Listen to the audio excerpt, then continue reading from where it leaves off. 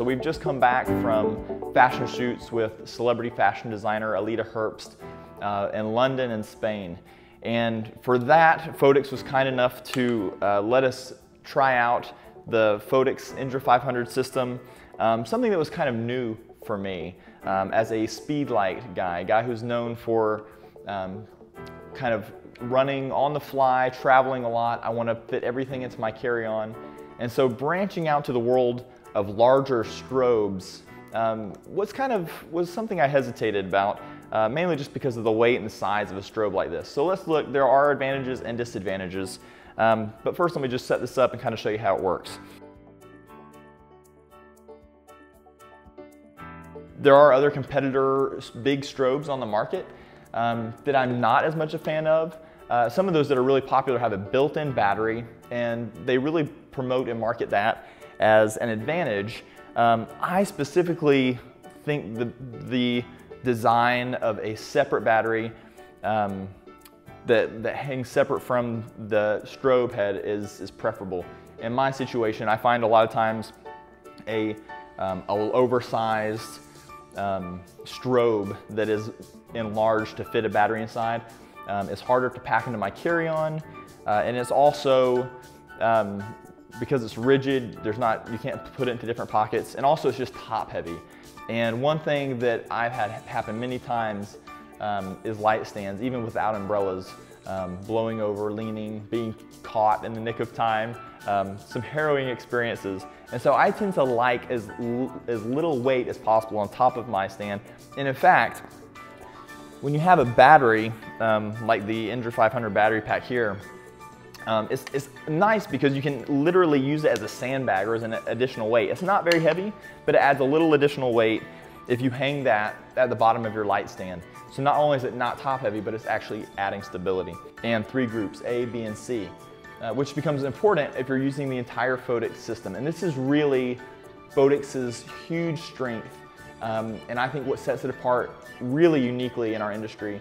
If you're looking for high quality, high-end light products, I don't know of another system that does what Phottix does in terms of bringing everything together. So what I mean by that is that Phottix also has the Mitros Plus system. I'll just talk about this for a minute in and of itself. Like anything that I've found designed by Phottix, it feels like a tank in your hand. Now that could be a drawback. This is a slightly larger flash than my SB900s and SB910s and their more recent flashes. So just slightly bigger and maybe a little bit heavier, but it's got this kind of rubberized, heavier plastic that feels like a tank. Similar materials that go into this that I love the build quality. The menus on this are simple.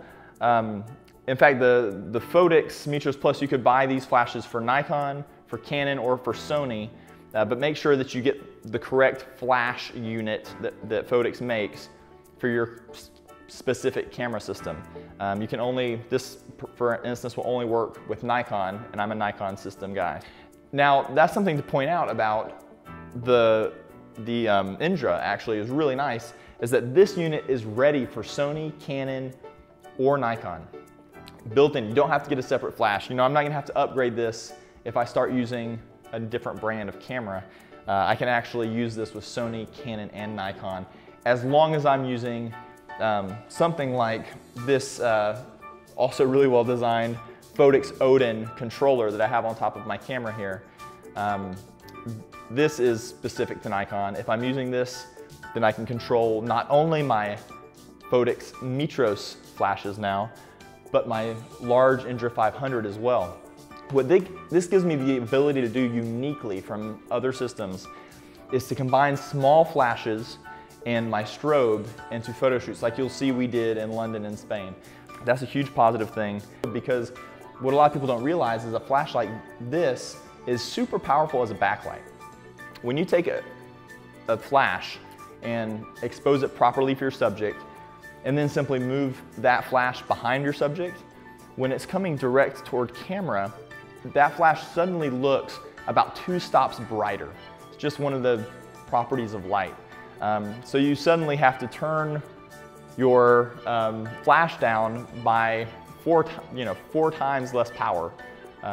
So a very small amount of the power that you would need to use it as a key light, it can be used as a backlight. That means that you can get 1 or 2 flashes like this at $399 a pop instead of a $600 flash that's maybe not even made quite up to standard with this. And you can use several of these in multi-light setups. They don't need to be that powerful. I can just have my one incredibly powerful strobe as my key light and then combine them with this in what is a really unique, really malleable system. From a traveling point of view, we carried a separate case, a separate carry-on size case in order to travel with this whole system, which is a little drawback in my mind. I've always packed, you can look at some of our tutorials on how we pack for travel, since we also travel with 3 small children for most of our shoots and projects overseas. But we usually pack all of our gear in one carry-on. And so having that extra carry-on was a little bit of a hassle. But I think if I wasn't as concerned about carrying backups and things, I could fit this into my, at least one Indra into my carry-on and just kind of parse down the system.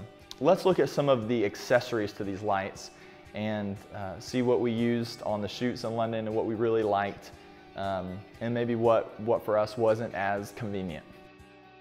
So the first light modifier that we gave a try was the Luna model of Phottix's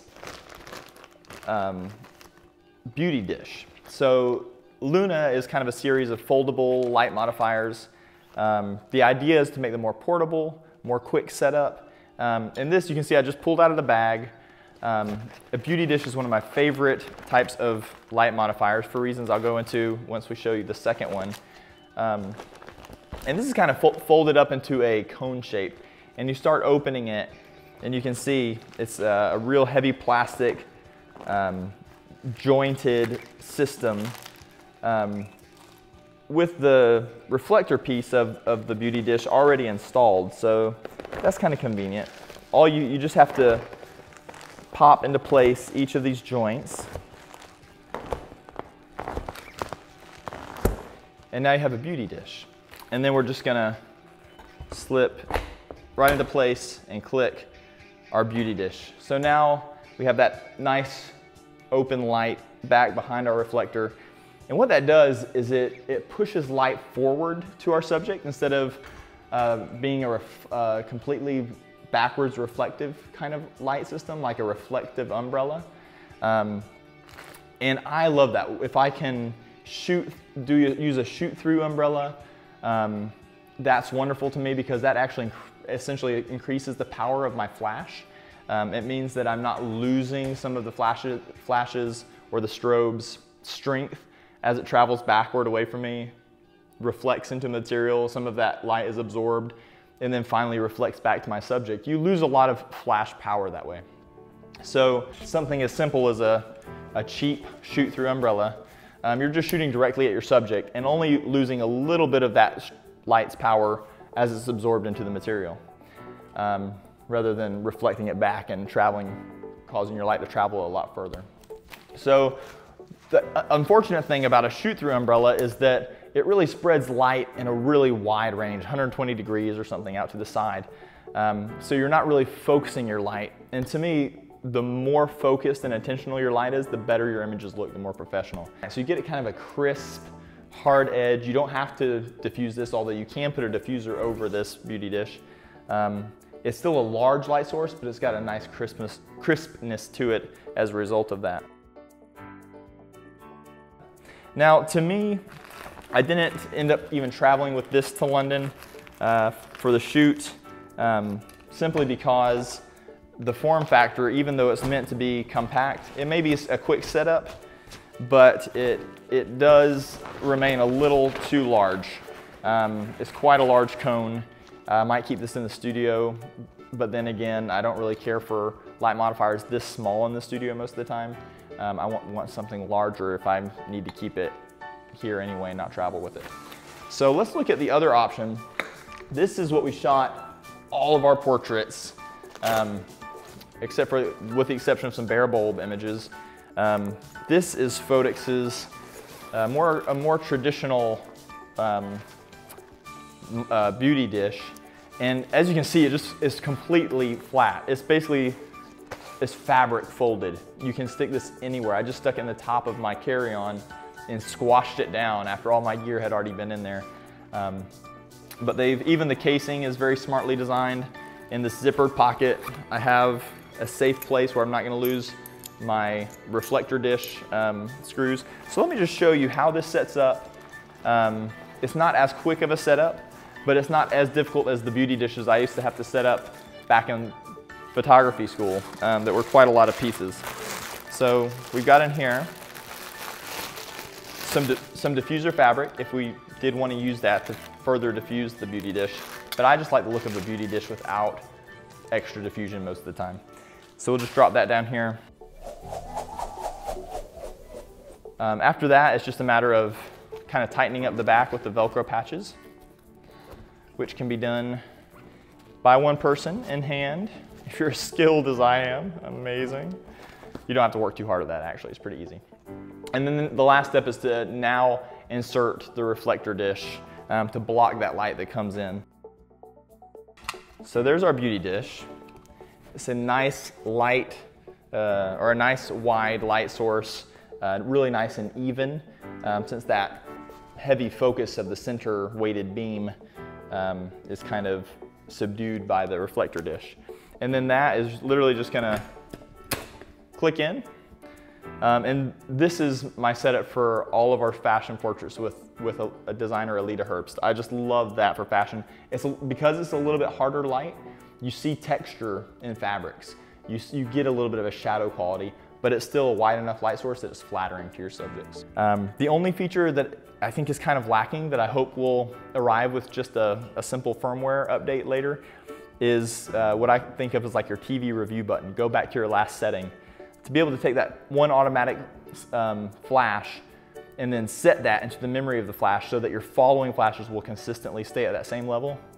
That would be a beautiful feature to add. The handle back here, it's so sturdy, and you can actually set the screen to flip rotationally depending on how you're holding the light, so you can always access the menus. I'll just try to show that to this camera. But the menu and the screen literally rotates when I rotate the flash. So my assistant, my voice activated light stand, can hold the light up like this and get some really nice angles. Not even have to bring a light stand, not draw as much attention to yourself when you're shooting in the streets of London or at a historic site in Spain as we were. It's nice to have as little equipment as possible. And so having my assistant be able to just hang on to the light here and then use that to really get the right angle, the right 45-degree angle that I like on a lot of my portrait shots is really nice. You're talking about investing in a high-end strobe, but it's significantly less than its competitors. Cost-wise, this is a lot of bang for your buck.